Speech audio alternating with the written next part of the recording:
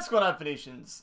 Welcome to the first commentary for the new gaming channel. Now, this by no means is my first ever gaming commentary I've ever done, but I'm going to do things a little bit differently for my gaming commentaries on this channel. I'm trying to make them more, I guess, educational. I'm going to try to make them show more. I'm going to teach you guys something, or at least show you guys my opinions on something. And now in this case, I'm going to be talking about the upcoming DLC for GTA Online, the Further Adventures in Finance and Felony DLC coming out on June 7th. Now look here at the newswire, at the Rockstar newswire. You have a couple of pictures that are over here. It says down here in the bottom, it says, in Further Adventures in Finance and Felony, become a proper boss and climb to the top of the GTA Online criminal hierarchy with your own organizational HQ.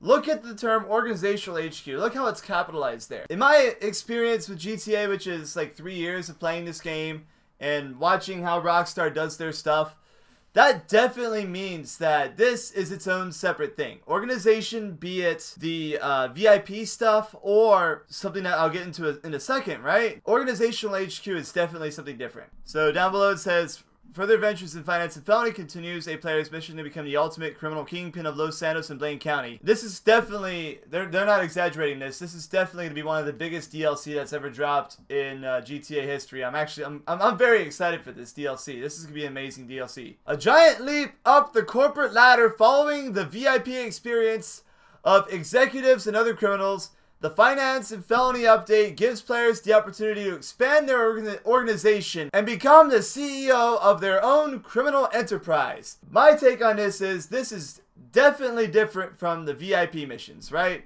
This is absolutely different. Now I'm going to switch over to the game over here. You guys are going to take a look at the game. Now take a look at this. Secure Serve is still buggy. Very, very buggy, right? Volunteer to join an organization or start your own. Now look, it says organization, and it says organization here in the newswire as well. But here's the thing. Instead of being just a VIP, you might be able to be the CEO. And I wonder if that's a different mode from VIP itself. So I'm guessing like this guy right here just got killed, Firkin 46. Maybe there's could be multiple CEOs, and then you could be like a VIP for that CEO itself. I don't know. That's my thinking of it. And criminal enterprise, instead of organization, it's called criminal enterprise. I don't really know. It sounds like they're doing something different to the SecuroServe system on GTA Online. Acquire a high-rise office and special warehouse properties to begin buying and selling a range of contraband across the city while fighting LSPD and the rest of Southern San Andreas criminal underworld. So my take on this is, once you become the CEO of your criminal enterprise, well, actually, even to become the CEO, you have to own a high-rise. So, like, look at here. There's a high-rise right here. That's not an apartment, right? My friend Rosie Vaughn, we were actually looking at a few places over here, and it says high-rise office building, right? So let's go to downtown Los Santos right now. Let's drive in and see what we can find. From right here, I'm going to get out of the car, actually. You see this really large black building that's standing in front of Maze Bank? So, obviously the new update, one of the new updates that's going to come out in a few weeks is the Stunt DLC. But look at this right here. This is from the original post 3 weeks ago, right?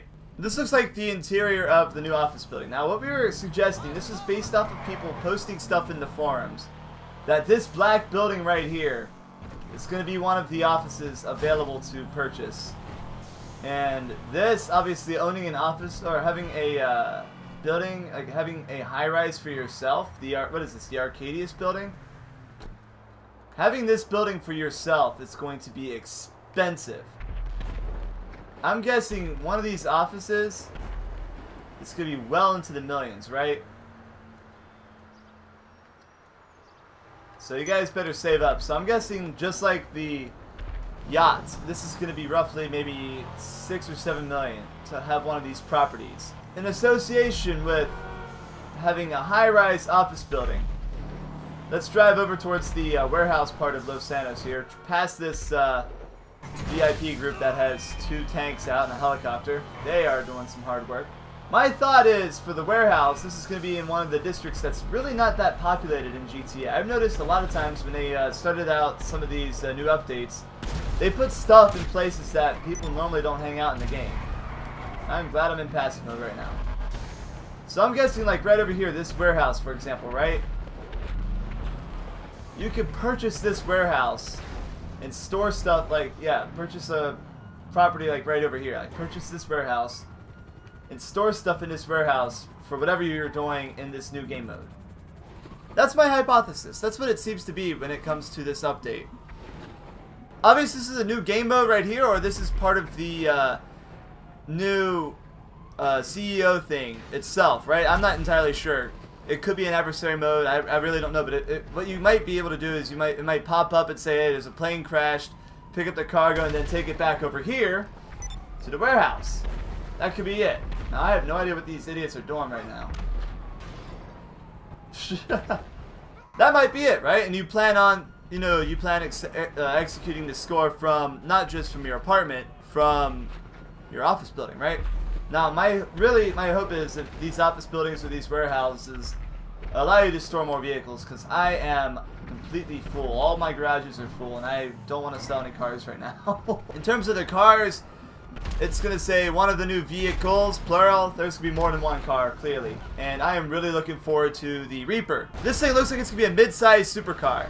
My guess is it's going to be like a competitor towards the Zentorno and the Adder. So here's how I classify supercars. You have the mid-size ones. I call them mid-size. You can call them whatever you want. The mid-size supercars are the Zentorno, the Adder, the Entity, right? The Turismo R. Those are the mid-size supercars. And then the large-size supercars, or I just call them hypercars.